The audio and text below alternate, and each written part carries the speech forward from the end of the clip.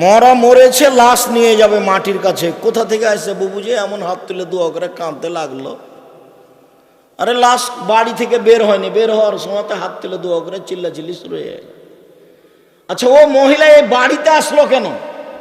এই ছেলে, এই বাড়িতে মরা মরেছে, সারা দিন গোটা গ্রামের মহিলা এই বাড়িতে আসছে কেন? ধর্ম কি পাগল হয়ে গেছে? তাফসির মাহফিলে ওকে কি পড়ালো? এই তোমার বোন আসে কেন এই বাড়িতে? আপনার স্ত্রী আসে কেন? আমি আব্দুর রাজ্জাক ইউসুফ বলছি, আমার স্ত্রী যায়নি, যাবেও না। যদি আপনি পরীক্ষা করেন কালকে আসেন। আল্লাহ তুমি মাফ করো, আমি অহংকারও করিনি, গৌরবও করিনি। 3 মাস থাকার পরে যদি আপনার সরিষা সম পরিমাণ পর্দার ব্যতিক্রম দেখা যায়, আমি জাতির সামনে কথাই বলবো না। বিবাহের 11 দিন পর থেকে প্রতিষ্ঠানের প্রধান শিক্ষিকা।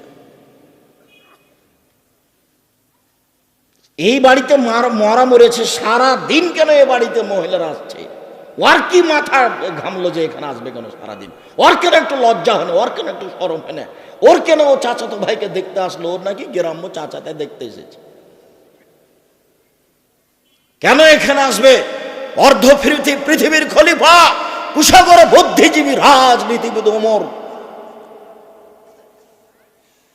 মারা যাবেন এই সময়ে বলছেন, আব্বু আব্দুল্লাহ, জি আব্বা, আয়েশাকে গিয়ে বলো মোহাম্মদ সাল্লাল্লাহু আলাইহি সাল্লামের পাশে আবু বকর সিদ্দিকের কবর আছে, তার পাশে একটু ফাঁকা জায়গা আছে, ওখানে আমার কবর দেওয়ার সুযোগ দিবে কিনা। শোনো আব্দুল্লাহ, আয়েশাকে গিয়ে বলিও যে উমর কবরের জায়গা চাই। এই কথা বলিও না যে আমিরুল মুমিনিন, দেশের সরকার জায়গা চাই, এই কথা বলো না। বলবে যে উমর চাচ্ছে। আপনার কোন কালে প্রিন্সিপালের পদ চলে গেছে, তবু আপনি বলছেন সাবেক প্রিন্সিপাল, কলমে লিখছেন। আপনি বলছেন সাবেক এমপি মন্ত্রী, আর উমর এখনো মরেননি, জীবিত আছেন। বুখারী মুসলিমের হাদিস। বেটা, আয়েশাকে গিয়ে বলবা উমর কবরের জায়গা চাচ্ছে, বলিও না যে দেশের সরকার চাচ্ছে, আমিরুল মুমিনিন চাচ্ছে, এই কথা বলিও না। তো এখন আব্দুল্লাহ গেছেন, সালাম দিয়ে ভিতরে ঢুকে দেখছেন যে আয়েশা বসে বসে কাঁদছেন।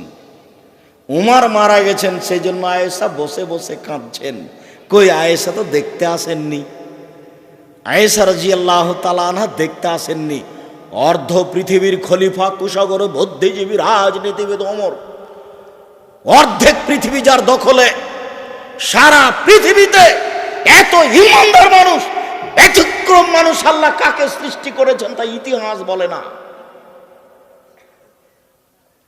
মানুষ হিসেবে এত শক্তিশালী পাওয়ারফুল মানুষ পৃথিবীতে আর কে জন্ম নিয়েছে তা ইতিহাস বলে না। যার রাস্তায় শয়তান হাঁটে না, যার রাস্তায় শয়তান হাঁটে না, এত বড় মানুষ মারা গেছেন, আয়েশা রাদিয়াল্লাহু তাআলা দেখতে আসেননি, বাড়িতে বসে কাঁদছেন। আপনি আপনার স্ত্রীকে কন্ট্রোল করুন। আপনাকে বলছি, দুঃখিত, আপনি মনে কিছু নিয়েন না। আমার কথা যতই আপনাকে তিতে লাগুক, তবে আপনার প্রয়োজন আছে, এটা আপনাকে আমি মনে করাতে চাই। শোনেন, 5 নাম্বার উপদেশ থাকছে, 4টা উপদেশ আছে। 5 নাম্বার উপদেশ থাকছে, আপনার বাড়িতে মাশাআল্লাহ কারফিউ জারি থাকবে। আপনার বাড়ির যেন আইয়ুবের শাসন, 44 ধারা জারি থাকবে বাড়িতে। আপনার ছেলে, আপনার মেয়ে, আপনার স্ত্রী বাড়ি ত্যাগ করতে পারে না কোনো সময়। শুনুন, 4টা কাজ করলে মহিলারা জান্নাতে যাবে, এ কথা আমি বলিনি, এ কথা মুহাম্মদ সাল্লাল্লাহু আলাইহি সাল্লাম বলেছেন। 1, 5 ওয়াক্ত সালাত। ইবাদতের জগতে ব্যতিক্রম ইবাদত হলো সালাত। 2, রমজান মাসের রোজা, সেম। 3, স্বামীকে মেনে চলা, তিতা লাগলেও মিঠা লাগলেও। উপস্থিত বৈঠকের দিনই মুসলিম বোন, আপনাকে বলছি শোনেন, আপনার স্বামীর মুখ খারাপ, দিন রাত গালি দেয়, কি করবেন? এটা ভাগ্য, মেনে নেন। ও যা বলছে বলতে দেন, মারছে মারতে দেন, গালি দিচ্ছে গালি দিতে দেন, আপনি মেনে নেন। দেখেন 15 দিন 20 দিন 6 মাস যাবৎ স্বামীর সাথে কথা বলছেন না, এই সংসার হবে না। তিতা লাগুক মিঠা লাগুক, আপনি স্বামীকে মেনে চলেন। স্বামী গালি দিয়েছে, তারপর 1 গ্লাস পানি চেয়েছে, তখন আপনি 1 গ্লাস পানি নিয়ে সামনে ঠ্যাক্কস করে রেখে তো ওদিকে চলে গেলেন। এভাবে সংসার হবে না, এই সংসার চলবে না। দেখেন, আমি আব্দুর রাজ্জাক বিন ইউসুফ আপনার দিনী ভাই হিসেবে বলছি, আপনি আমার কথাটা মেনে নেন, স্বামীকে মেনে চলেন। শেষ পর্যন্ত যদি আপনি মনে করেন যে আব্দুর রাজ্জাক সাহেব আমার চলবে না সংসার, তো আপনি খোলা তালাক করেন। স্বামী যত বড়ই দামি হোক, যত বড়ই চাকরিজীবী হোক, যত বড়ই পরহেজগার হোক, যে কোনো সময় আপনি স্বামী বাদ দিতে পারেন। হাদিস বুখারী মুসলিম, তার নাম খোলা তালাক। আপনি চেয়ারম্যান মেম্বারকে বলবেন আমি ভাত খাবো না, মিটে গেল, ও একটা ব্যবস্থা করে দিবে। আপনি নিজেকে খোলা করে নেন। আমি নিষেধ করিনি, তবে আপনাকে আমি আপনার এই স্বামীকে মেনে চলার জন্য অনুরোধ করছি, তিতা লাগলেও মিঠা লাগলেও। দেখেন, সামাজিক অবস্থা সুবিধা নয়, আরেকজন স্বামী এর চেয়ে খারাপও হতে পারে। পরিবেশ পরিস্থিতি কি হবে বলা যায় না। 2-1টা বাচ্চাও হয়ে গেছে, কান্নাকাটি যেটাই হোক, গালি যেভাবে দেখ, আপনি মেনে নেন, ভালো হবে। 4, জেনায় লিপ্ত হবেন না। আব্দুর রাজ্জাক সাহেব ঘটে গেছে জেনা, যে তাহলে আপনি তোবা করেন। শোনেন, তোবা করলে মানুষ পাপ মুক্ত হয়ে যায়। আপনার অন্তর থেকে যদি আপনি তোবা করেন, তাহলে আপনার জেনার পাপটা আল্লাহ আবার পাল্টা নেকিতে পূর্ণ করে দেবে। আপনি জেনা বন্ধ করেন, তোবা করেন, আপনি ভালো নারীদের অন্তর্ভুক্ত হয়ে যাবেন, আপনাদের জান্নাতের সব দরজা খোলা। আর পৃথিবীর পুরুষ নারী সবকে বলা হচ্ছে, আল্লাহ তাআলা বলছেন, পৃথিবীর মানুষ পুরুষ নারী শুনে রেখো, ওয়ানাহান নাফসা আনিল হাওয়া ফাইনাল জান্নাতা হিয়াল মাওয়া। যে ব্যক্তি অশ্লীল কাজ থেকে নিজেকে বিরত রাখতে পারবে, আমি আল্লাহ তাকে জান্নাতুল মাওয়া দিয়ে দিলাম। যদি আপনি আজকে এই মোবাইলে প্রেমের গল্প বন্ধ করতে পারেন, জেনা বন্ধ করতে পারেন, আল্লাহ বলছেন আমি তাকে জান্নাতুল মাওয়া দিয়ে দিলাম। এটা আল্লাহর কথা। অতএব দিনী বোন, আপনি এই 4টা কাজ করেন, জান্নাতের সব দরজা খোলা। এর সাথে আপনাকে আরেকটা কথা বলি, এদিকে শোনেন। আল্লাহ নবী একদিন বলছেন, নবীগণ জান্নাতে যাবেন, শহীদেরা জান্নাতে যাবে, সত্যবাদীরা জান্নাতে যাবে, ওই সব মহিলারাও জান্নাতে যাবে যারা স্বামীকে মেনে চলে। নেন, এবার সিরিয়ালে আপনারা আছেন, এখনো পুরুষ আসেনি। কেউ যদি বলে আব্দুর রাজ্জাক সাহেব শোনেন শোনেন শোনেন, বুখারী মুসলিমের হাদিস আছে এইভাবে যে ওযু করার পরে যদি কেউ বলে আশহাদু আল্লা ইলাহা ইল্লাল্লাহু ওয়াহদাহু লা শারীকা লাহু ওয়া আশহাদু আন্না মুহাম্মাদান আবদুহু ওয়া রাসূলুহু, তাহলে জান্নাতের সব দরজা খোলা। হাদিস তো বুখারী মুসলিম, এটা আপনারও যা মহিলারও তাই না। কথার বুঝানো গেল না? আচ্ছা, ওযু করার পরে যদি এই দোয়া পড়ি, তো আমার জন্য জান্নাতের সব দরজা খোলা, তো মহিলা যদি পড়ে তার জন্য, তাহলে এখানে আমার ব্যক্তিগত কিছু আছে? পুরুষের জন্য কিছু আছে? মহিলাদের জন্য যেভাবে বলা হয়েছে মুহাম্মদ সাল্লাল্লাহু আলাইহি সাল্লাম ওভাবে পুরুষের জন্য বলেননি। শোনো, নবীগণ জান্নাতে যাবেন, শহীদেরা জান্নাতে যাবে, সত্যবাদীরা জান্নাতে যাবে, ওইসব মহিলারাও জান্নাতে যাবে যারা স্বামীকে মেনে চলে। 3টে গুণের ভিত্তিতে মহিলারা ভালো হতে পারে। 3টি গুণের ভিত্তিতে মহিলারা ভালো হতে পারে। 1, স্বামীর সাথে কথা বললে হাসি মুখে বলে।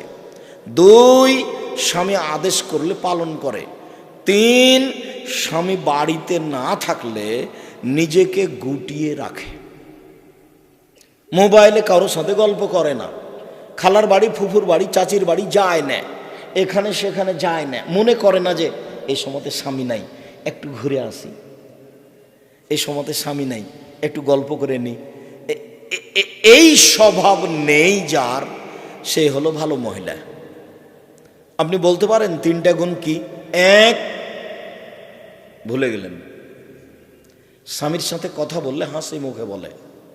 2, একটা মনে থাকে না যে স্বামী আদেশ করলে পালন করে। 3, স্বামী বাড়িতে না থাকলে নিজেকে হেফাজতে রাখে। মনে থাকবে না? আপাতত উপস্থিত বৈঠকের দিনই মুসলিম বোন, আপনার কথা শেষ করলাম। এবার আপনাদের একটা কথা বলে আমরা দ্রুত এগিয়ে যাচ্ছি। রাসূল সাল্লাল্লাহু আলাইহি সাল্লামকে জিজ্ঞাসা করা হলো, আল্লাহর নবী, একজন স্বামী তার স্ত্রীর উপরে কি কি দায়িত্ব পালন করবে, কি করতে পারে একজন স্বামী তার স্ত্রীর? এবার আপনার পালা আসলো। তখন আল্লাহ রাসূল বলছেন, 1, আতেমা তায়েমতা, তুমি যে মানের খাও বউকে সে মানের খাওয়াবা। 2, ফাকসুহা মাত্তাসাইতা, তুমি যে মানের কাপড় পরো বউকে সে মানের পরাবা। 3, অলা তুকাব্বে, বউকে কটু কথা বলো না, ভুলেও কোনোদিন স্ত্রীকে গালি দিবেন না। অমুকের বাচ্চা, অমুকের বেটি, অমুক, মুখ খুলবেন না। এই ছেলে, তোমার স্বভাব পরিবর্তনের জন্য এসেছি, আল্লাহ তোমার স্বভাবকে পরিবর্তন করুক। বেটা দিন রাত তো স্ত্রীকে গালি দাও কেন? তোমার মুখ খারাপ কেন হতো? মেয়ে রাস্তায় পড়ে আছে। মেয়ে মানুষ অনেক দামি। কিছু বোকা মহিলার কারণে আজকে মেয়েদের অবস্থা এই। মেয়ে অনেক দামি জিনিস। পৃথিবীতে এমন কোনো জিনিস নাই যেখানে শান্তি তৃপ্তি হতে পারে নারী ছাড়া। পৃথিবী এমন কোনো বিছনা নাই সেই বিছনায় শুয়ে শান্তি পেতে পারে মানুষ স্ত্রী ছাড়া। পৃথিবীতে এমন কোনো খাদ্য নেই যে খাদ্য খেয়ে মানুষ শান্তি তৃপ্তি পেতে পারে স্ত্রী ছাড়া। পৃথিবীতে এমন কোনো ব্যবস্থাপনা নেই যেখানে মানুষ শান্তি তৃপ্তি পেতে পারে স্ত্রী ছাড়া। স্ত্রী হচ্ছে পৃথিবীতে আল্লাহর পক্ষ থেকে দেওয়া শান্তি তৃপ্তির ব্যতিক্রম জিনিস।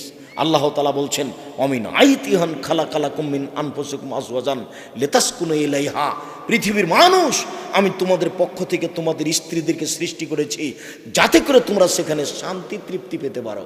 ও হলো শান্তির বস্তু, ও হচ্ছে তৃপ্তির বস্তু, ও হচ্ছে আনন্দের বস্তু, সর্ব ধরনের কল্যাণের সুবিধার বস্তু ও। তাহলে তুমি একে গালি দাও কোন লজ্জায়?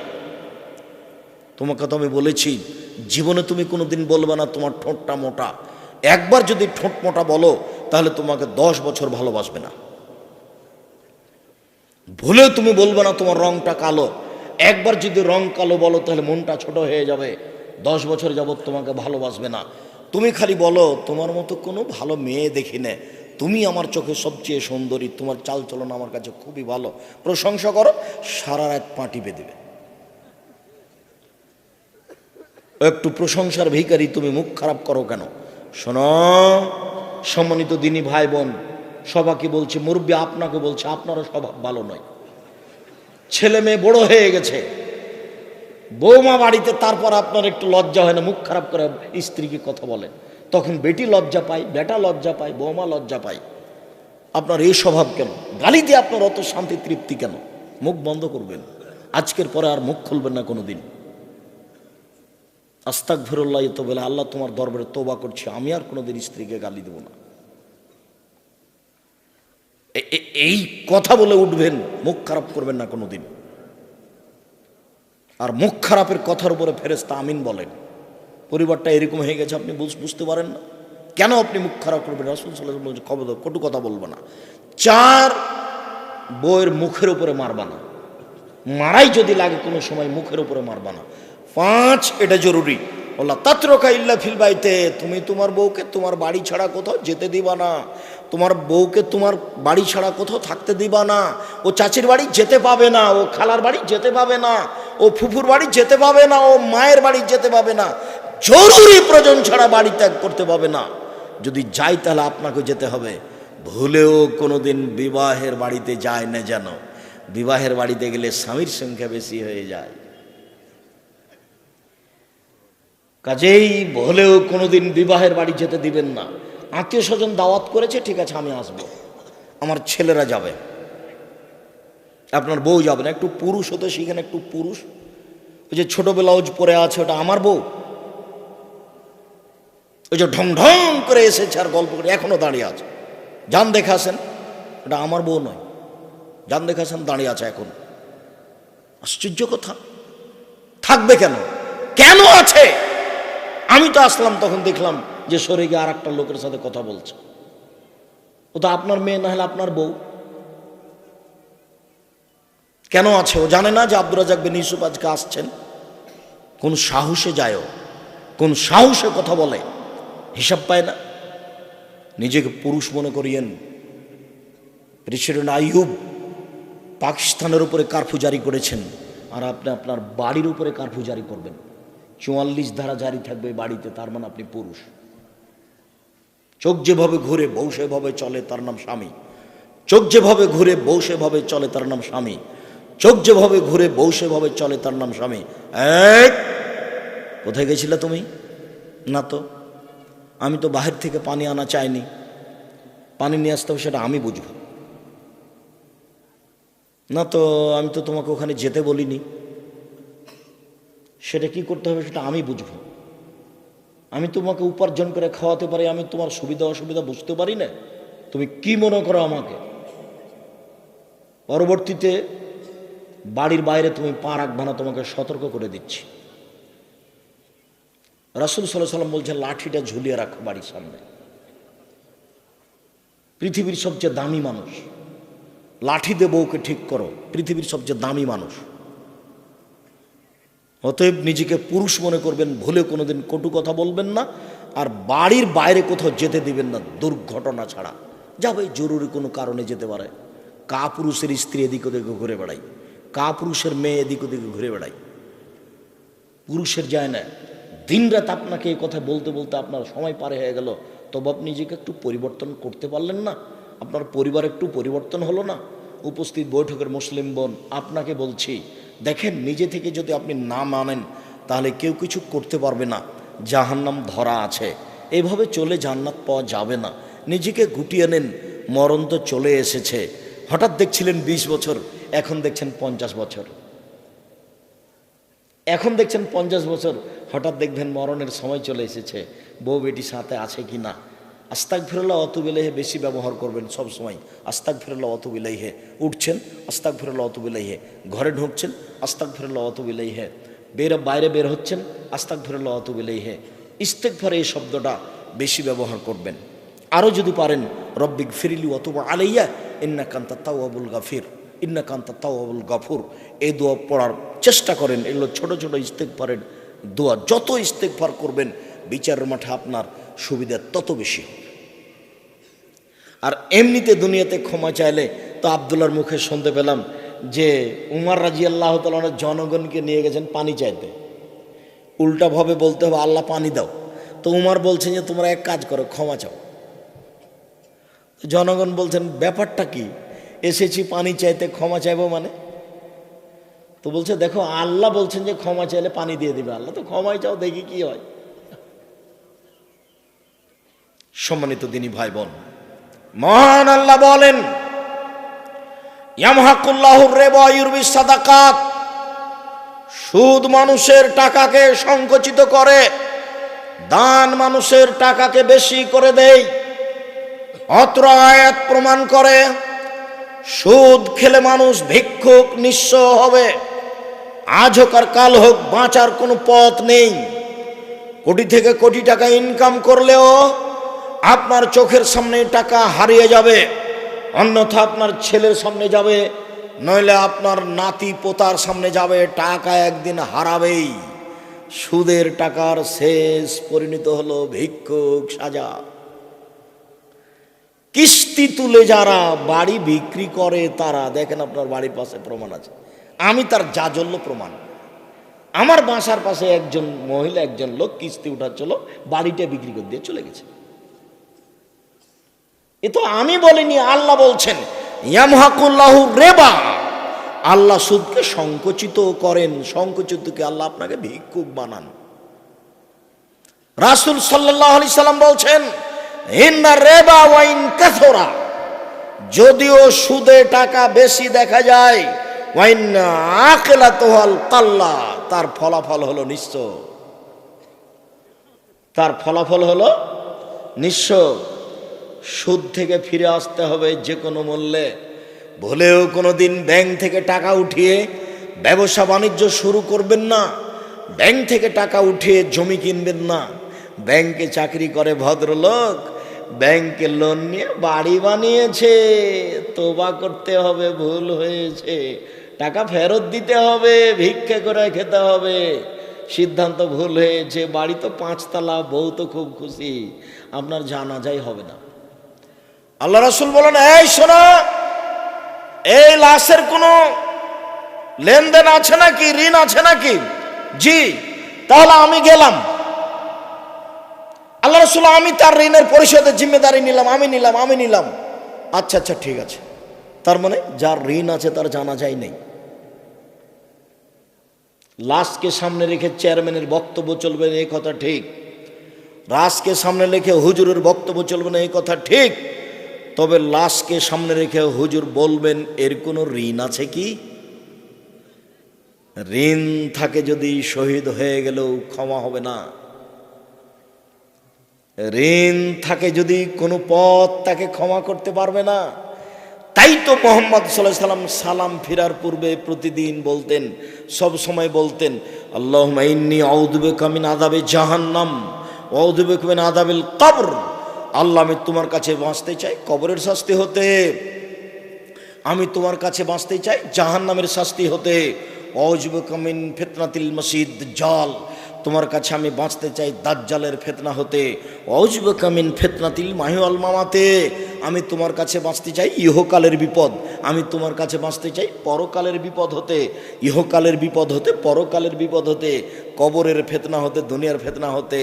ওয়া আউযু বিকা মিনাল মাসামি ওয়াল মাগরাম, তোমার কাছে বাঁচতে চাই আমি ঋণ কর্য হতে, তোমার কাছে বাঁচতে চাই আমি বড় পাপ হতে, তোমার কাছে বাঁচতে চাই আমি ঋণ কর্য হতে, তোমার কাছে বাঁচতে চাই আমি বড় পাপ হতে।